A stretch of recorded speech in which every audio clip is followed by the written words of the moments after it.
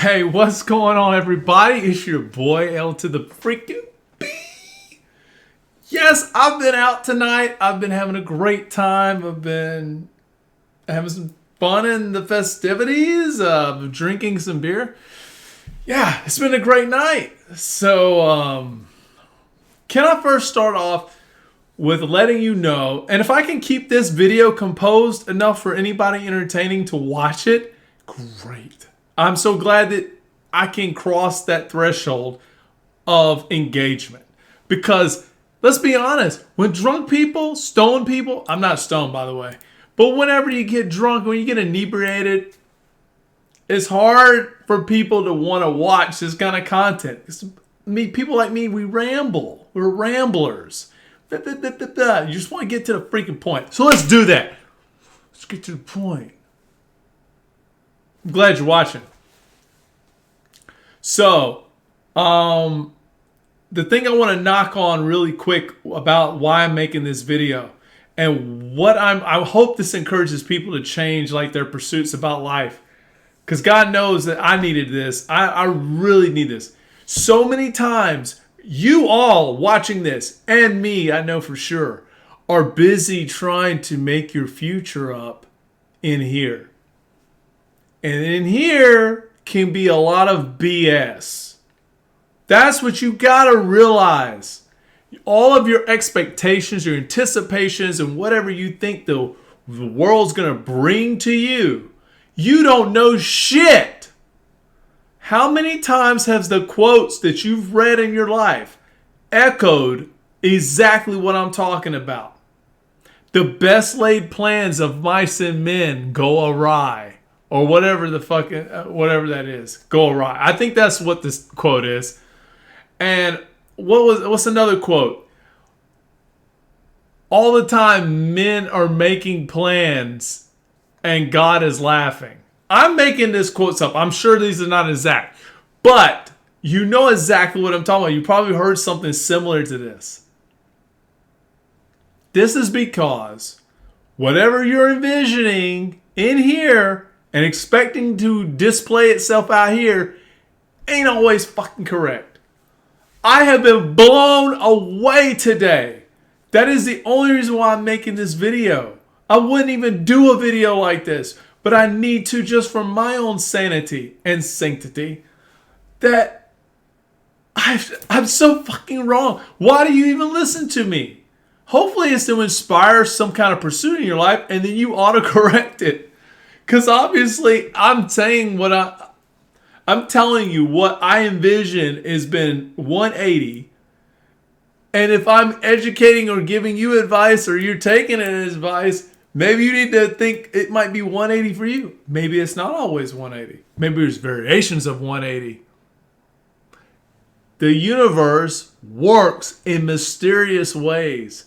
Paradoxical and mysterious. So what do we want to get into? What do we want to talk about tonight? Let me hit off some highlights. Let me hit some big points. And then we'll be finishing up with this video. Wish somebody would talk about like this whenever they're giving a sermon. Woo! Hallelujah. Amen. Let's do it, baby. So, I had to go pick up my 350Z. This is another car. I got plenty of cars. I don't know why I even have cars. This is fucking ridiculous.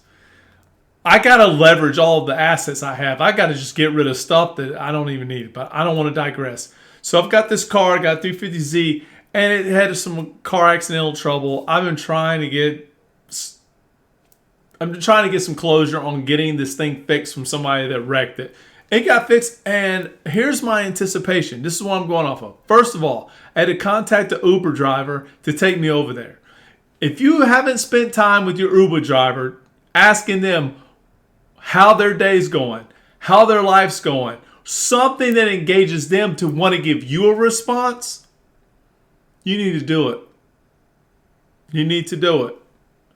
I can't tell you the genuinity of what their responses are going to be, but you need to sit quiet. I just would encourage that. At least with somebody like me that's talking all the fucking time, I definitely like to sit quiet, or at least entertain the quiet version of me where I'm just listening. Today, the Uber driver showed up. He's a cool cat, clean dressed, clean atmosphere environment in the car. I don't really do Ubers, but if I was making opinions, that would probably be something that I would judge him on. So I get in the vehicle, and I say, man, and I just threw my shit to the side. I don't really care, because I know that either Uber drivers hear what the fuck the customer is saying, or they don't hear anything, and nobody really even asked them about their life or their day. I know this because the person that was staying with me, which is a friend of mine, is in the same predicament. He's in the same circumstance. He listens to everyone else's issues, but no one hears his in the Uber experience. So there I am. I asked him, like, how you doing, man? How's life going? He's like, it's okay. They dropped my money here on Uber. And he starts telling me about his whole Uber experience. He said he's from Syria, where everyone is getting bombed. His friends, his family is always getting bombed. And luckily, he got out of there. He escaped there, made it back here in 2011. And he's been sustaining with a wife and 4 kids. 4 kids! I have to scream that out. I can't even believe. I got 1. And I'm like, oh, what am I going to do? 4! Y'all don't even know how that hit me. Y'all don't even know. If he was lying, good on him. I didn't feel that way. Matter of fact, he reminded me of my ex's father, who's a hard worker. He talked like him. He kind of looked like him. It was great. I like my ex's family indirectly. I do like them for certain aspects. Do I want to engage with them for the rest of my life? Not necessarily. But me and her father got along pretty good. Like, there were times where we were like both looking at each other like, yo, you want to choke your daughter? Yeah, you see what the fuck I'm going to? He's like, yeah. He got me. So it was like, we were on the same page. Like, and I think even my first ex was telling me, I used to tell her, I was like, man, I don't know how your family digs me, or like, I don't know what that relationship, so I just avoid it completely. And then she told me, she was like, well, they actually think I fucked up and they really like you. And they said that she was an idiot and she needs to get her shit together. So gave me some credit. I felt better about my situation. But anyways, I don't want to go about that. The guy told me out of a $15 trip that I paid, he was only going to get $3 and some change, because Uber has adjusted the percentages of how much they make as drivers. I don't disbelieve him, because I've already heard this from my friends, so it's not like I don't know what he's saying. But $3 out of 15, and he's driving, and that's like, at the end of the day, if he was lucky to get 3 consecutive or 4 consecutive drives in an hour. And you got to think there's intermittent time in between that you're waiting on the person to get in the car, to take them somewhere, and them getting out of the car. Who knows what that whole time frame's like. There's all this shit in between. You don't know what it's like. People don't get what it's like to be an Uber driver. I haven't done it, but I can imagine it. But there's all that little shit playing. And so we're looking at 3, 6, 9, 12. $12 an hour if you're lucky. Otherwise, it's like 9. He's not making money. Maybe he gets lucky off of tips. Motherfuckers play games with tips. So that's not guaranteed. After I got out of the ride, I tipped him $20. Fuck it. Cares? 20 gone. Fuck the money, y'all. Fuck it. I say it in a different way, but I say it to say, fuck it, we're holding on to it too much. That we need to safeguard it in our own individual possessions. We got to let this stuff breathe. Anyways, did that. Here's my next anticipation. I didn't even realize I was going to be in that experience with him. That was my first unexpectation. I think before that, I talked to my neighbor to take care of my car. And once I got it, I was like, I want you to go ahead and do a detail, because it had mildew inside it. It was dirty on the out front. I just want you to take care of it whenever I get it. He's like, yeah, no problem. Gave me some whole bunch of advice, what have you.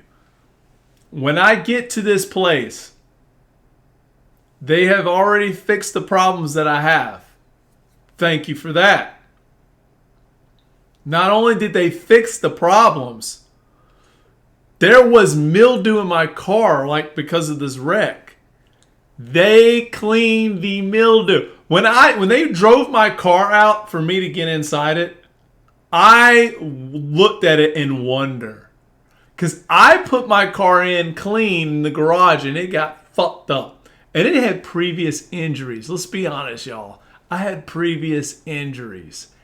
That when this motherfucker fucked it up, it was like they got lumped in. So I've got a vehicle that looks like I fucking bought it. Because I don't drive that thing much. Because I drive everything else. I got like 2 or 3 other vehicles I drive. So I'm so excited to have my car back and look better than when I've even fucking brought it to them. Like, and even when I had it before the wreck. I went back in the place and told them, I was like, you guys cleaned out the mildew. They looked at me like, yeah. It was tough. It was a lot in there. We took care of it. It was best we could. And it looked like it. And I was like, you guys are getting a solid review. No problem. No questions asked. They got one. I did that. That was not a problem for me to do. I wish we gave more credit as people to others that are doing great things out here and keep reinforcing great behavior. But I think that's happening on a different level. Maybe I'm just tapping into it. I don't know. I did it today. So later on, I'm getting through my day. I'm trying to adjust from not getting stoned, which is good. I need a detox. There's other things I'm detoxing from. And the hoppy, because I did that like 2 days ago. Have kind of an itch to do it now. Hoppy is such an easy thing to do because you're not inhaling anything. But it does fuck up your nasal cavities. And you don't want your nasal tract to be screwed up anyways. I'm digressing. So I got through that. I got back home, relaxed, adjusted, got into okay frame. But there was an exchange between me and my girl that I was going to meet this evening. And I didn't like it. I didn't like because it brought back a bad trigger from back when I was dating her or talking to her before in the past. Pissed me off. Y'all don't even understand. So it was like, when I saw it, I was like, I'm done. I don't really want to talk to her. I can go on, ghost, bye, fuck it. I don't give a fuck. That's the problem that I've had in the way past. I never dated chicks. I probably had 3 or 4 girlfriends that I would have, great conversation, fuck around, have friends with benefits, all that shit. And would tell all of them what the fuck was going on. I didn't hide a damn thing. And they enjoyed the experience. Never had a fucking problem. And if things got serious, it was only because I felt the woman was fitting my little fucking spreadsheet or whatever. And that's the things I've struggled with all my life. Like, if somebody didn't fit this one thing, I'm fucking out. Here's the one thing I will tell you guys. Don't lower your standards, okay? Important. Don't lower your standards, but be willing to adjust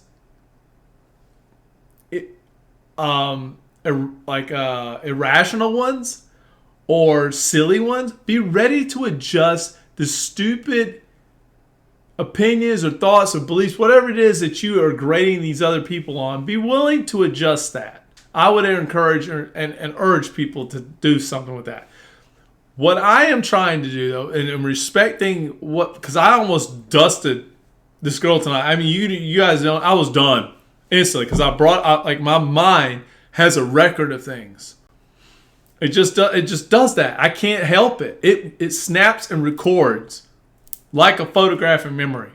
I will tell you, when I was in high school, for damn sure I had more like a photographic memory. It was nothing for me to learn theories, forms, quadratic formulas. It didn't matter. I was fucking burning through that shit. You guys my memory is really pretty good. I remember shit from when I was 4 years old. I can still keep track of some of that stuff. I went through different episodes in the past that kind of messed up my memory when I had to take pills, or that pharmacology sucks. But it really messed up a lot of my core memories. I used to have a pretty vivid, full memory. Could remember details and bring it up, and then my mother or my grandfather would acknowledge it. Gosh, it's an ego trip, right? Had to let you know my approval-seeking behavior right there. So, let's get back here. Whenever she sent, so I'm going to tell you the context. She sent me, she sent me like options of things that she wants to do tonight. I appreciate that. I told her, I was like, I'm not up to setting up events. As a man, I've been doing that already. And the previous ex would always inevitably fucking skirt and do some other bullshit. And I was really burnt out from it. So I told her this, and she's like, no problem. I'll set up the plans, no problem. And I know who you are. She already understands me. So she set up like 4 or 5 different events. And one of them was messing around. We can mess around at the baseball field. And I cracked up because in my mind, mess around is like the old people's term for having sex. So I'm cracking up. And I was like, hey, that's funny you said mess around at a baseball game, because that's exactly how I was conceived. My mother and father they got together and had, I don't know what the word is, whatever. They fought on a baseball field, and that's how I was conceived. I came from baseball. Anyways, I think it's comical. I love their story. I love that's how I came about. Was it an accident? I was an accident. I think a lot of us are. So anyways, I crack up about it. Anyways, she says this, and I tell her that. She writes me back a text and I'll put like LOL in it. She writes back, well, you know how you can give responses back to text on Apple. She responds back, removed laughter. And then to my comment, I'm like, that's that and she had said that. So I had sent her music in the past when we were first talking that I thought was very sensual, very engaging, and it had like a cool, nice vibe getting into the moment. And she would always be like, no, that's derogatory. That's being. So she would get really fucking weird, like I'm putting sexual innuendos into the dynamic. And I'm like, what the fuck? And like, here's the thing. If you're with a partner, you want to be romantic. You want to have some of that intimacy stuff. But you don't want to have to edit yourself. And if you can't be with somebody that can allow you to be you, that's a red flag. I mean, for me, it's a red flag. So I start considering how I need to exit this situation, or I don't want to be in it.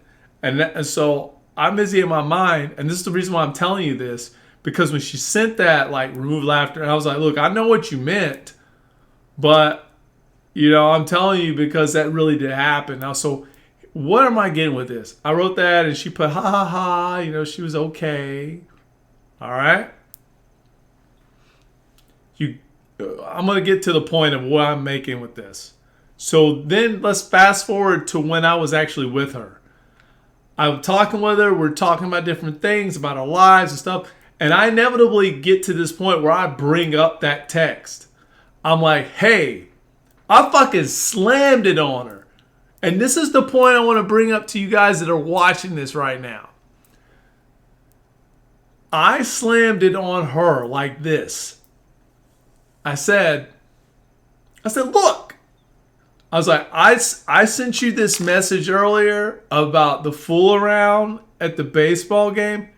I was like, I'm going to be honest with you. You wrote back, remove laughter, ha, ha, ha. Or remove laughter. You didn't write the ha, ha. She said she removed the laughter, and then my message was quoted. I put back and I told her, I was like, look, I'm going to tell you, when you sent that back to me, I had everything that ever happened before brought up. And I'm going to let you know, I record every freaking thing.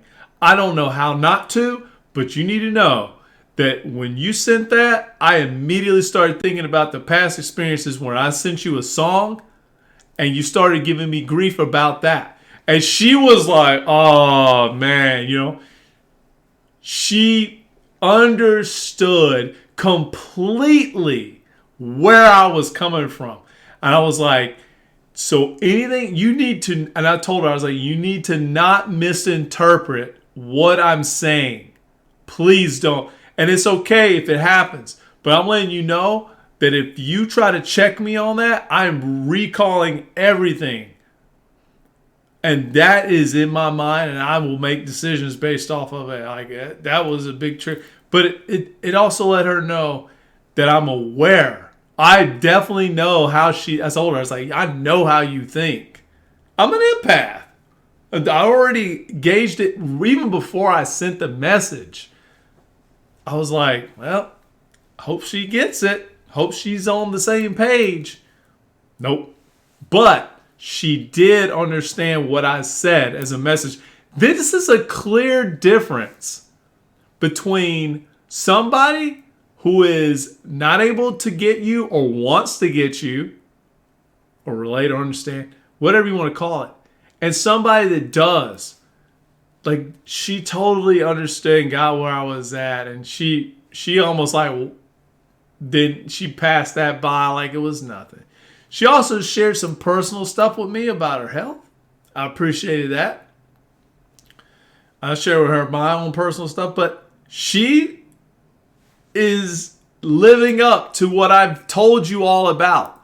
That if you want to gauge who you're with, if you're dealing with somebody that you think might be a narcissist, because God knows we have differing levels of people that are most of the majority, a lot of people are in this camp. So if you want to figure out the best way to figure out how, if you're dealing with a narcissist or not, is gauge their level of vulnerability. Now, don't get pissed off if it's just in one area. I could do that. I could easily say, well, you don't know how to intimately or take comments from me. No, don't fucking do that. See how they react to you calling them out. She could have responded any other way. She could have got upset. She could have went, oh, this is, I wasn't expecting this. No. You need to get your shit together, sir. You need to know how to speak to women. She didn't do that. She didn't do that. She's younger than me, 3 years younger. It's fine. But she's already establishing a level of maturity more than the girl that was 10 years older than me. I've played all over the game. I've dated this one girl who's 10 years younger than me. Oh, man.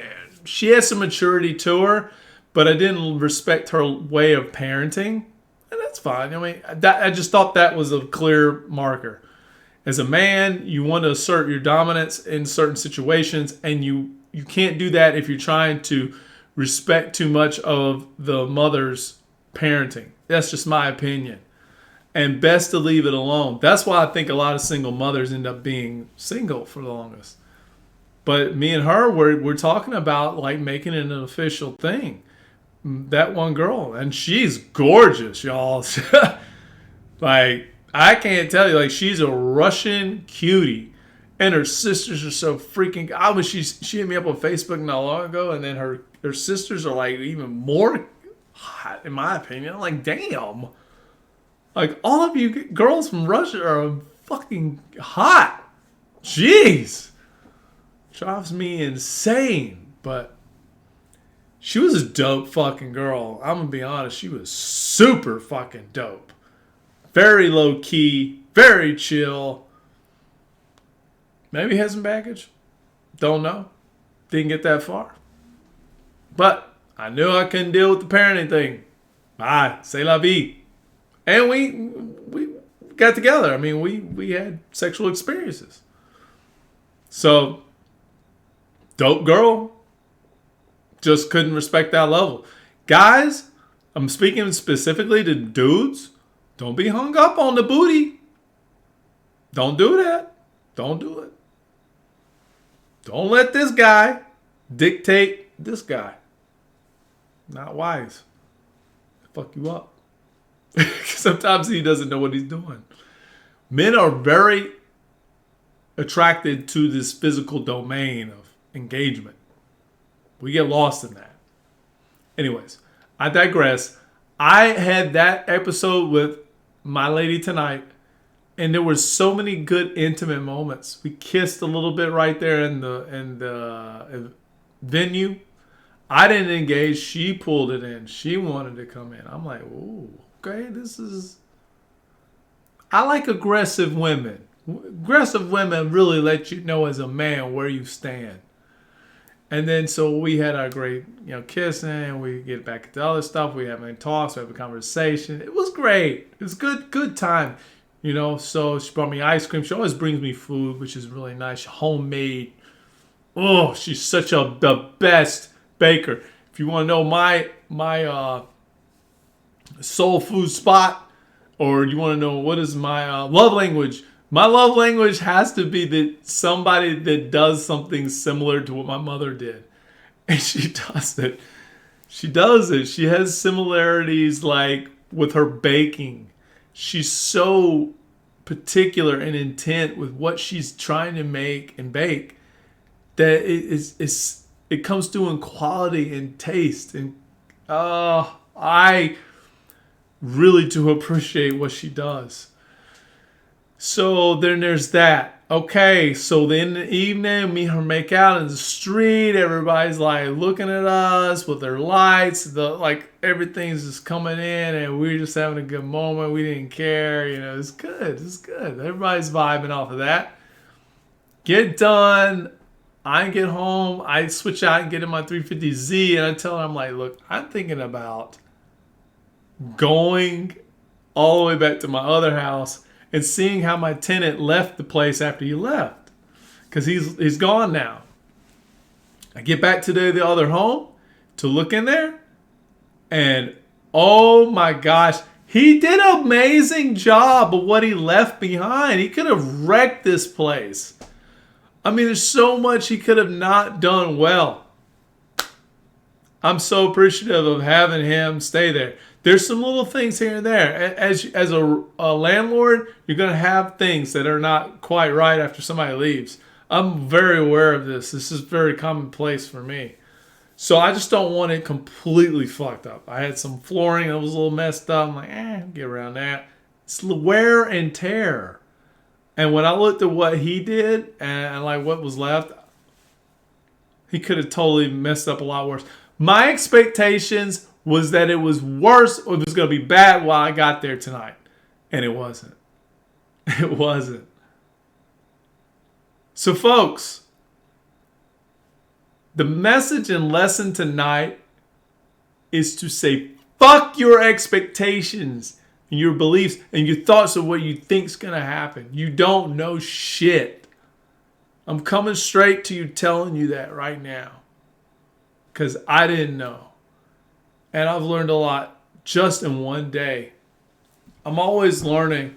Sometimes I feel like I forget and I learn. But you guys understand, like when you kick the bucket, you're going to know it all. But here's the effed up thing. You won't necessarily be able to have experienced that. The knowledge of actually going through it and understanding, like the depth of wisdom comes from having repeat realization moments. Your ahas, your moments of parity or whatever the fuck you call it. You go through more of those as you get older. Doesn't matter if it's a repeat episode. But you go through more of them and it builds this extra layer of experiential wisdom. I think wisdom is natural when you're dead and when you're out of this spiritual body. But while you're in it, it's wisdom that is tied to experience. If that is a big portion of what you're going through here, you can't get that on the other side. That's very, very known to me for a number of reasons. And some of it's I've watched NDEs talk about this, but I knew that before that. I was like, it's the experience. You will never get that so intimate being outside of it. So you got to be inside to go through it. And then when you're done, you kick the bucket and moving on. Don't get so stressed about death. Don't do it. You're just experiencing and enjoy it. Gosh, I really hope you guys find a way to suffer joyfully, as one of the NDEs said. He met what felt like a Jesus energy, and the Jesus energy told him, it was like, hey, you can't get around suffering. But the idea is suffer joyfully. And I thought that was such a brilliant principle, that you're going to suffer no matter what, but figure out a way to suffer joyfully. I hope that's motivating enough for you guys to understand that you don't know and live the life and see what is going to unfold. Thank you for watching. I'm tuning out. I don't know what the hell else I'm going to do for the night. I'm just happy and excited to share my experience with you. You guys know the message. And I don't ever say like and subscribe. Like, subscribe, comment. I wish you guys would comment more. I don't care about this other stuff, but comment. Where's the discussion at? You watch, but I don't hear anything from you guys. Love you. Have a wonderful night. Thank you again. Peace.